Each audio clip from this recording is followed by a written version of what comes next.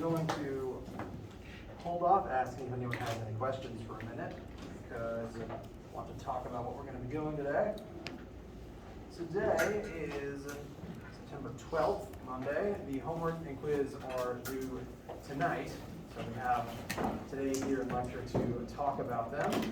I've got the first half of the lecture set aside to at least to talk about homework questions that you guys may have. I've got some information on 12 over there in the corner. We can look at how I recommend setting up that one.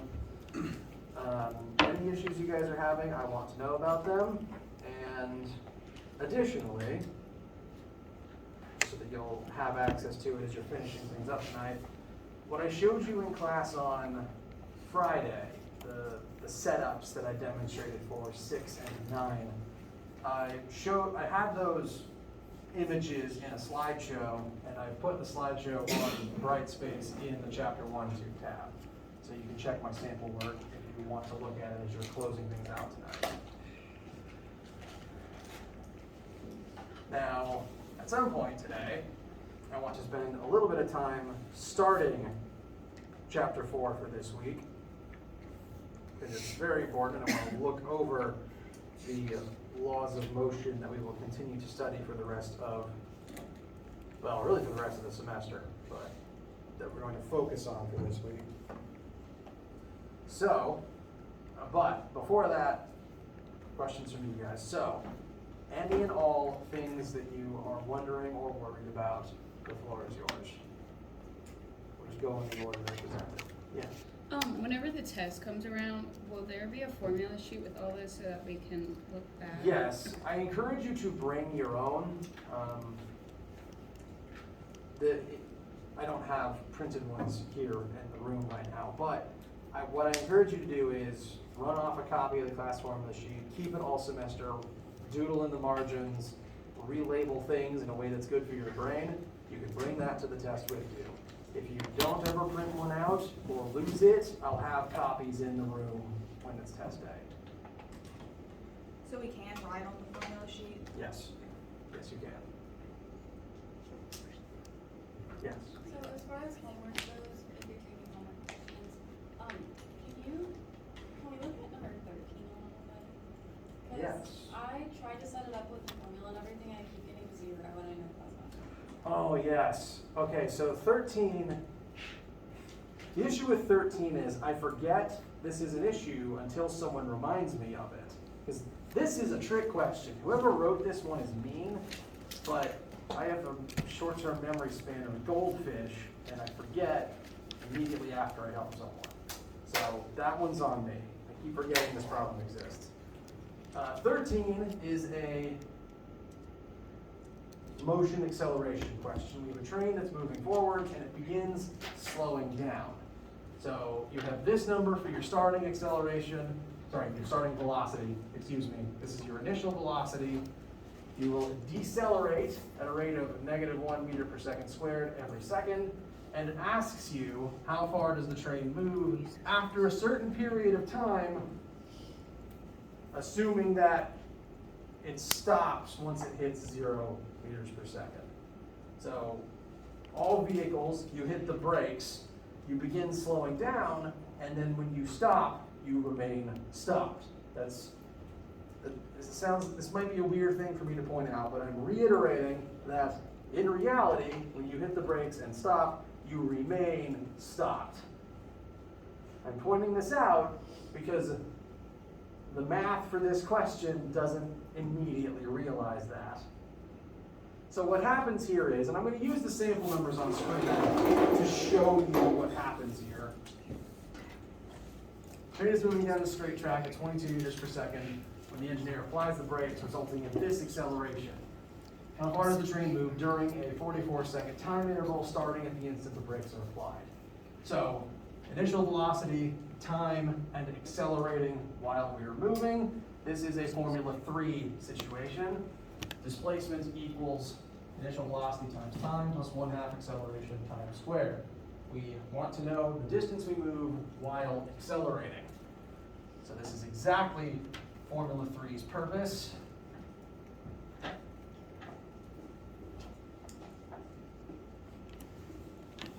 plug in our initial velocity, we plug in our time, Gesundheit, plug in our acceleration, plug in time again, square it. So we should be good to go. We know everything. We just punch it into our calculator. And what's the problem? Say again. This formula, using the exact numbers given in the question, spits out an answer of 0. Now, we've discussed that when you speed up and slow down, you do displace through space. You've probably seen a real train or a train in the movie. You hit the brakes and it still takes miles of track for it to come to a complete stop. So this is not a very good answer. And what's happening here is whoever wrote this question decided to be mean and ask you about more time than is needed to actually come to a complete stop. Everyone's numbers will be slightly different, but if you look at your sample numbers, notice you have a starting velocity and everyone's acceleration, because this number isn't red, is -1. So with this acceleration and this starting velocity, just using my sample numbers, how many seconds would it actually take to hit 0? 22. Every single second, you slow down by 1. So if you start at 22, it would take 22 seconds to hit a speed of 0 meters per second. And I can prove that with Formula 2.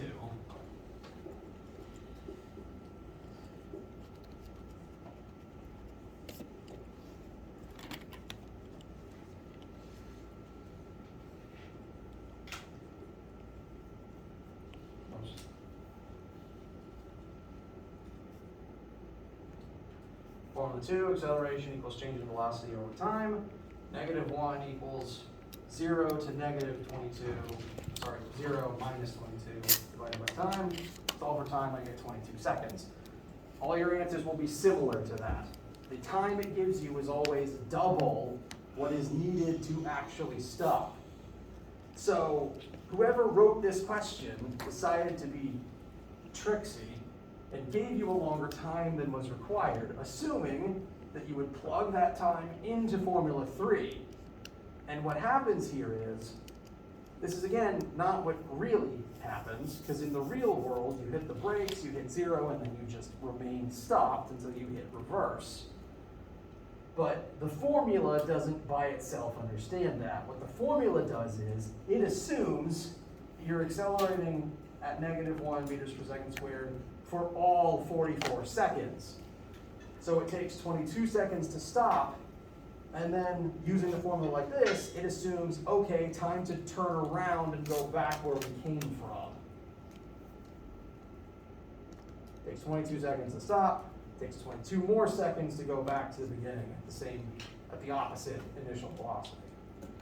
So that's why, using your initial time given, you'll always get an answer of 0 for the displacement. Because if, this would basically be like the train stops and you immediately throw it into reverse and start moving backwards. Which again, isn't the point. The point is you stop. So what you actually have to do is take the time needed to come to a stop and use that for t instead.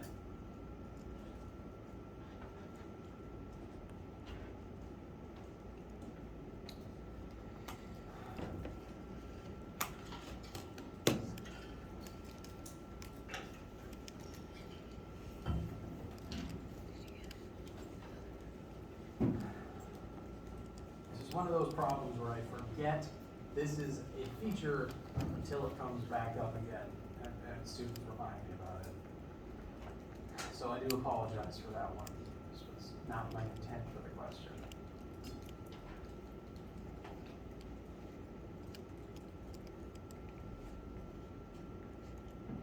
Yeah, notice it says resulting in acceleration of -1 as long as the train is in motion. Fail to mention that the train stops being in motion halfway through that time interval.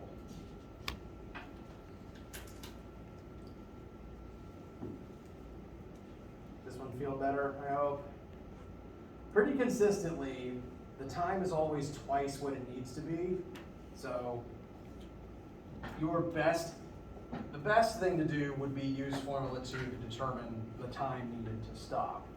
But pretty consistently, for all the sample numbers I've looked at, the time is always, the time given is always double the time needed to stop.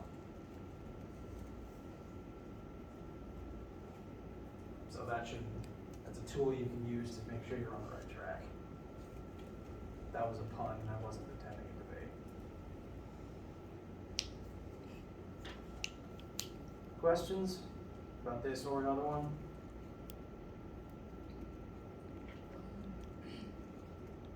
With this one,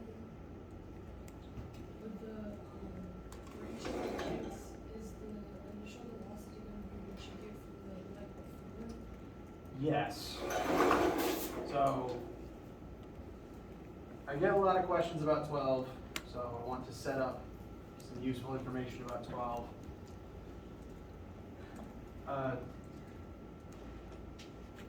Yes, and I'm just going to set the scene for everyone else. 12 asks about a journey that has 3 separate parts to it. There's the part where the car is at rest and speeds up. Then the second part is car moves forward at constant velocity. And then the third part is car hits brakes and slow down. So there's 3, I call them 3 separate legs of this particular journey that each have their own data for that particular part. Part 1 says you start at rest and accelerate for X seconds. Part 2 says you maintain constant velocity for a certain amount of time. Part 3 is you slow down for X number of seconds. The goal of the question is to figure out your displacement for the whole trip and your average speed for each leg of the trip. To do that, all your numbers will vary, but I do recommend listing all the information the question gives you. Each part will have data about its velocity, its acceleration, its time, and you'll need to find delta x for each piece.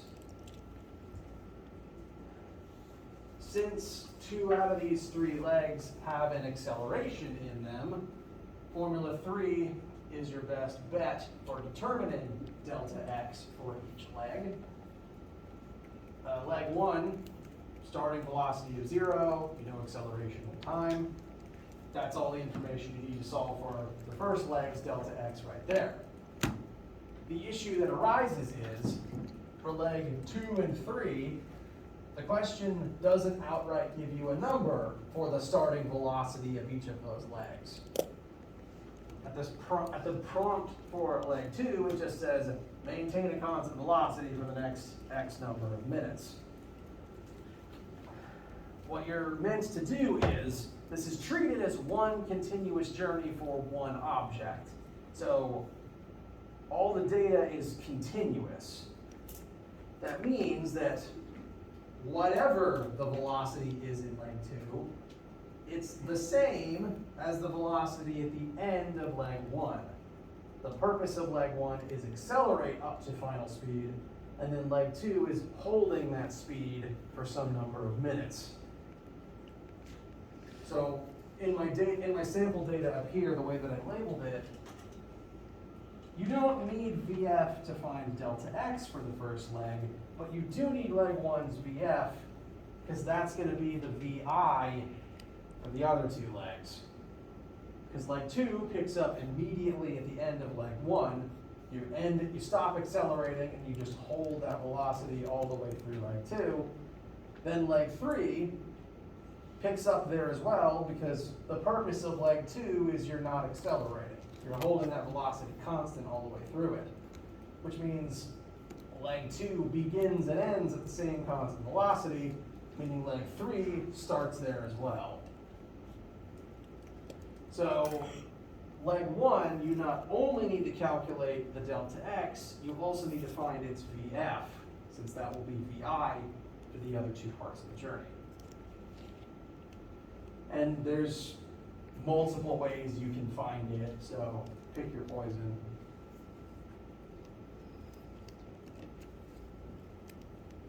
The objective is figure out the delta x for each piece separately. And each piece should have its own distinct positive number for delta x. Even during the slowing down phase, the car never turns around. So each delta x should be a separate positive number. The answer to part A is each of the separate delta x's added together, just for the total displacement. The answers to B, because it asks for the average speeds of each leg. The answer to B, answers, plural, will be each leg's displacement divided by that leg's time. So whatever you find for leg 1's delta x, divide that by, again, my sample number is 18 seconds, and that would be the average speed for the first leg. So average speed for the second leg would be its delta x divided by its time. The only difference would be the complete trip, which would be the total displacement over the total time for all three legs added together.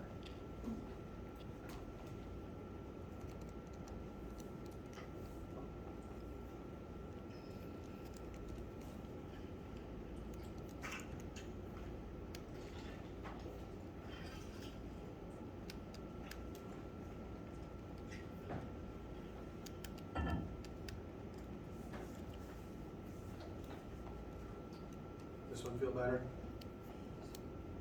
Any other issues or queries with this one?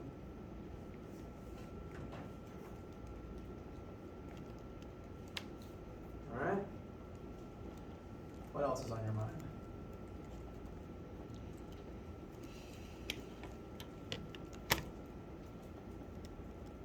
Anything at all? If you're wondering about it now, you'll be wondering about it as you finish it up this evening as well, so you might as well ask.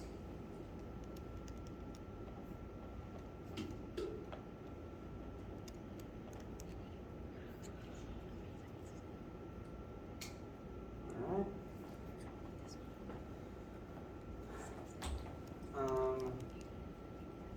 Homework and quiz are both due at midnight, so you have all day and evening to wrap this up. If you need anything, literally anything as you're working on it, you can come find me here in this building. I'll be either in my office or in the lab room until probably about 4 p.m., maybe 5 p.m. today. If you cannot find me in this building, email me. Actually, yeah. And I will get you a response before midnight tonight. Even if the thing you're asking for is you need an extension because of some extenuating circumstance.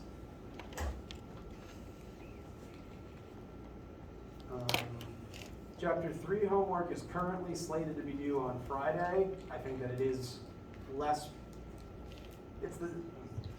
I find Chapter 3's homework to be more smooth than the first one, so we'll still spend time on it in class if you need anything, but I predict it to be a smooth transition in finishing that one up by the end of the week.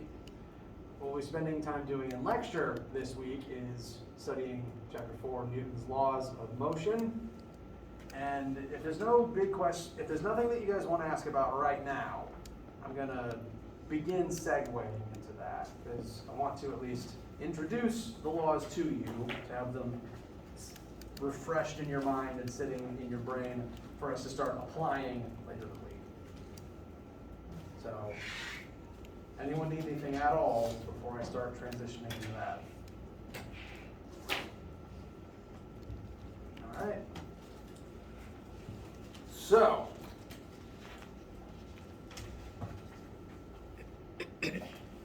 Newton's laws are very important. And when I say Newton's laws, I'm referring specifically to a series, the term Newton's laws commonly refers to 3 statements written by Sir Isaac Newton that explain various aspects of motion and the forces that cause motion. The ideas in those laws aren't wholly original to Isaac Newton, because Newton himself is just one scholar from several centuries ago. And the idea, people have been observing motion for far longer than just him. Like, famously, he wrote stuff about gravity after, at least the story goes, an apple fell on his head. But people knew what gravity was before that. He just got famous for the specific things he wrote and got published, and his name got attached to them. But they're ideas that people have had for a very long time, and they're ideas that you guys have heard before and have been using subconsciously your whole lives. So these are not new ideas. All of the statements that comprise Newton's 3 laws of motion should feel very familiar to you, even if they're currently presented in a way you haven't heard them before. Once I start describing them, they should immediately come back. My goal is for your past experiences of them to come back to you. So Newton's 3 laws of motion talk about various facets of three-dimensional motion that we can observe in the universe around us. And these laws are very important because after Newton wrote them down, they became widely used across all of Western science as how we describe all motion. And I talked about in the beginning of the class, the beginning of the semester, about how we astronomers use these very principles to describe and predict the motion of every planet in our solar system very accurately, except for Mercury. And yeah, they're very important and very useful, even to this day, even after we've improved upon them and determined even more accurate statements to use for motion since. But, and because they're still important and because they're still useful, we're in here talking about them now. So, Newton's 3 laws of motion, in order from top to bottom. First law of motion is also commonly referred to as the law of inertia. Watched a lot of Bill Nye as a kid, and there's a part of the theme song that always says inertia is a property of matter in a silly voice. So that's forever stuck in my head, and it should be in yours too. All matter, meaning all objects that contain protons, neutrons, and electrons, and therefore have mass, have this innate property called inertia. And inertia is an object's tendency to remain at rest if it's at rest, or remain in constant motion if it is in constant motion, until acted upon by an outside force. If I were to translate this into basic English vernacular, I would summarize that matter is lazy. All matter left by itself is intrinsically lazy. And all matter, whatever it's currently doing, it wants to continue doing forever until you literally force it to change. As an example, marker currently sitting on my desk. From our reference frame, what is its current velocity? 0. It's not a trick question. From our reference frame, it is not moving. Do you ever expect it to spontaneously begin moving by itself? No. This is a normal inanimate object. It has no mechanism by which to do work, to exert force, to be able to change its own motion. So the matter of this marker has inertia telling it, hey, this whole sitting still thing is real cool, don't stop, ever. The only way to make it move is to literally force it to move. Force coming from me, an entity outside of the marker. And now I have to go get it. So, matter by itself, if it's just sitting still, wants to stay sitting still, and will do so until literally force changes it. That's half of what the law says. The other half says that matter that is constantly moving will remain constantly moving unless acted upon by an outside force. This one is a harder example to notice on Earth's surface. It's pretty easy to see when things aren't moving, and it's pretty easy to tell they don't tend to move until something makes them move. Boulders don't tend to go rolling about on their own until gravity makes them. But if something is moving, it generally wants to keep moving until something stops it. The easiest place to see this is in space. You might have heard at some point that one of the most dangerous things for astronauts on the space station, and even for just satellites in orbit around Earth, is that there is debris orbiting the planet left over from previous satellites and stuff that is still orbiting the planet that occasionally will strike new satellites and break pieces off of them. Has anyone never heard of this happening? No response. I'll just keep talking then. Literally, bolts and screws from old satellites are still orbiting the Earth. One of them might have broken off of Sputnik, and it's just still slingshotting around in an orbit until it eventually tears a hole in one of Verizon's satellites, and then suddenly you lose GPS signal because their $1 million probe falls out of the sky because it loses power, because a bolt hit it. That bolt broke off of a previous system, and because it had a very fast velocity when it broke off, it keeps moving forever until it hits that next satellite and that physically stops it. Similarly, Earth is constantly moving around the sun until something stops it. Every object in the universe is constantly moving until something stops it. I overheard in a video game once that Isaac Newton is the deadliest man in space, specifically because if you fire a missile at something in space and miss, that missile will keep moving through space forever until it hits something. Like, I don't know, someone else's spaceship in 1,000 years. If it's moving, it will keep moving until something stops it. This is harder to notice on Earth's surface because we have air resistance and friction and gravity. In space, you don't deal with those things. So in space, you're able to more freely just move in a straight line without worrying. On Earth, one of the closest examples you'll see on Earth is cruise control in a car.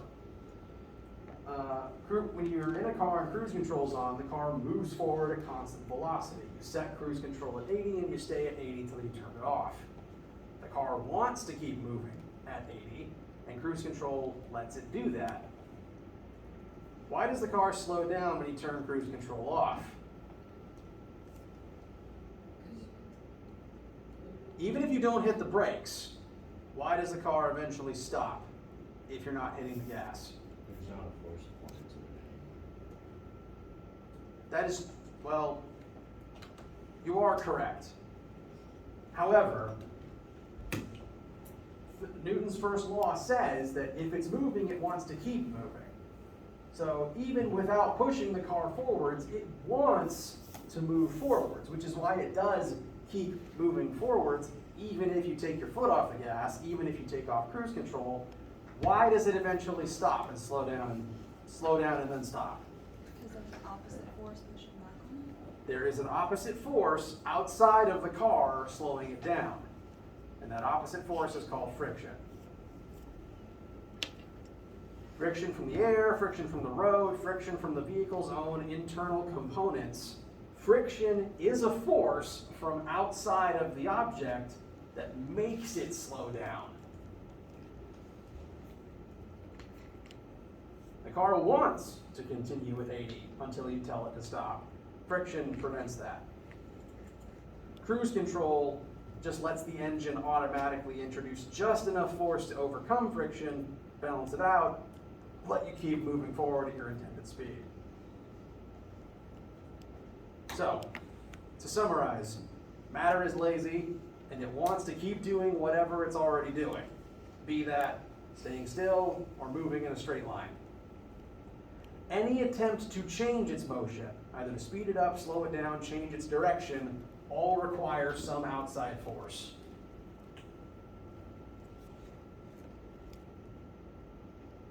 Cool so far? Familiar so far, I hope? Mostly nodding, good to see. All right, Newton's second law, arguably the one we'll be using the most since it's a formula. If you look up Newton's second law on Google, 50% chance you'll either be given this formula, or Wikipedia will probably give you a written sentence describing it. But that written sentence is just the word form of this formula. So if I ask you what Newton's second law is, and you just say F equals ma, that's correct and you can move on. So it's the easiest way to remember it, in my opinion. What Newton's second law tells us, I'm going to translate the formula into words, is that when an imbalanced net force acts on an object with mass, that object will begin accelerating as a result of that force. If you want to make mass move, you have to push it. That's really all it says. And the purpose of the formula is to show us the relationships between how all those numbers form. The more mass something has, the more you have to push on it to make it move. If I was trying to roll a wheel along the ground, I had two wheels, one of which was double the mass of the other. It would take twice as much force on the bigger wheel to make it accelerate at the same rate as the first one. Alternatively, the faster you want something to accelerate, the more force you need to exert on it. So force is proportional to both mass and acceleration. Excuse me. Question? Okay. Yes? Does the line under the two letters mean they're a vector, or do you? Yes, it does. So acceleration is a vector. We've already talked about that.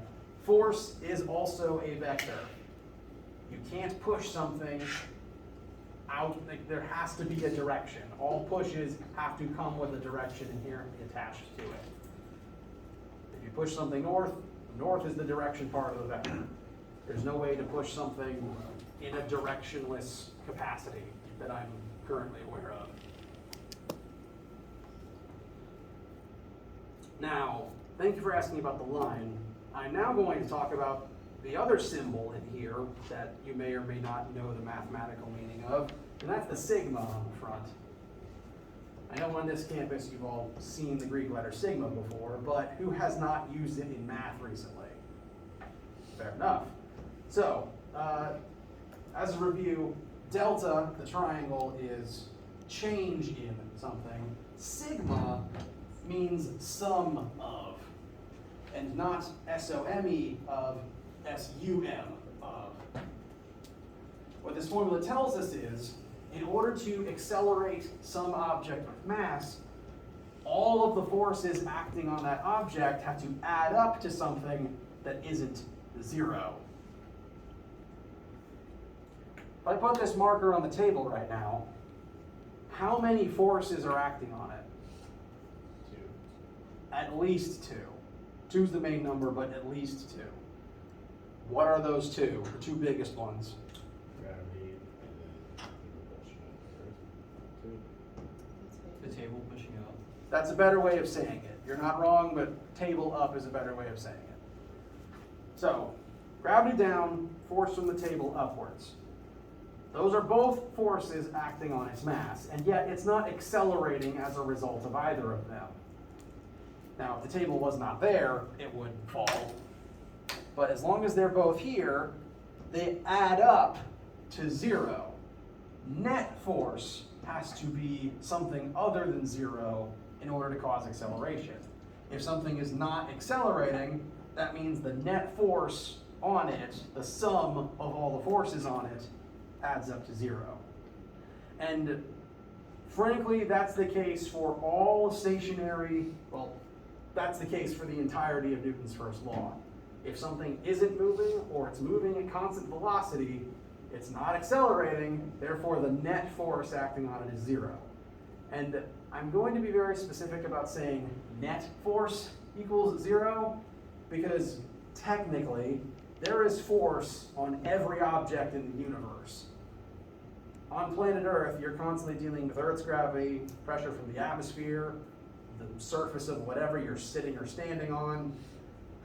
Even if you leave Earth, there is still gravity from every object in the universe. There's a gravitational force between you and Pluto right now. It's just really small, and it cancels out with all the other tiny forces from every other object in space. So, bless you. There is always force on literally everything. They just tend to add up to zero most of the time. And acceleration happens when they don't add up to zero because something's imbalanced. Acceleration is caused by an imbalance of force, and that's Newton's second law. Questions thus far? All right. We will end with Newton's third law. This is one that's been stated, restated, and changed slightly in common English, but you've definitely used it before. For every action force, there is an equal and opposite reaction force. If I lean against the wall, if I exert force on the wall will exert a force back on me, and that's why I don't fall over. Similarly, when I set this marker on the desk pushes up on marker, therefore marker pushes down on desk. Every force has kind of an inverse pair like that with whatever it's acting on. And it's always a direct inverse. Me push on wall, wall push on me, table push on marker, marker push on table. Earth pull on me with gravity, me pull on Earth with gravity. We'll dissect that statement later. But every single force always has an opposite like that, and that's what Newton's third law says. If you are a very proficient baseball person or softball person, you've probably seen cases of someone swing the bat so hard the bat breaks. Now, that is not directly due to the force the bat hits the ball with.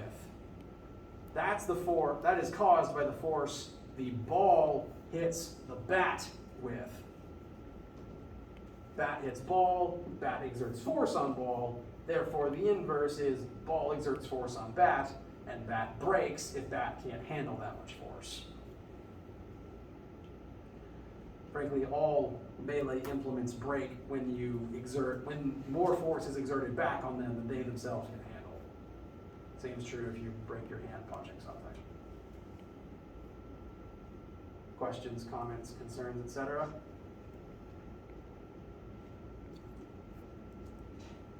All right. Third law has several weird things about it that I'll talk more about when we dissect what normal force means later this pair of weeks. Frankly, I could probably do a whole lecture on each law individually, but the one we'll focus on mostly is 2, since we're going to be using it in all of our force math, frankly, for the rest of the semester, and even on into 1510 if you continue to take that one.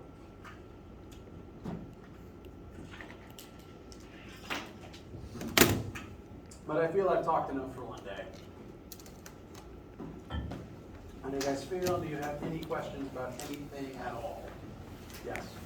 For lab coming up this week, is there anything special we need? Room, printer? No, just pencil, calculator, closed-toe shoes. I guess the spirit of teamwork.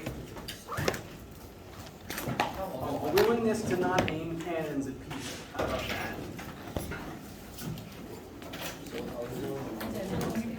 Yes. We're going to do one more activity with the cannons before we start doing force labs. Namely, you're going to be aiming the cannons at different elevations than last time. And you're going to try to knock over my T-Rex. Alright, let me know if you need anything. Ask questions now or via email or find here in the building. If you don't need anything right now, I'll see you for lab today or lecture Wednesday. Hold on.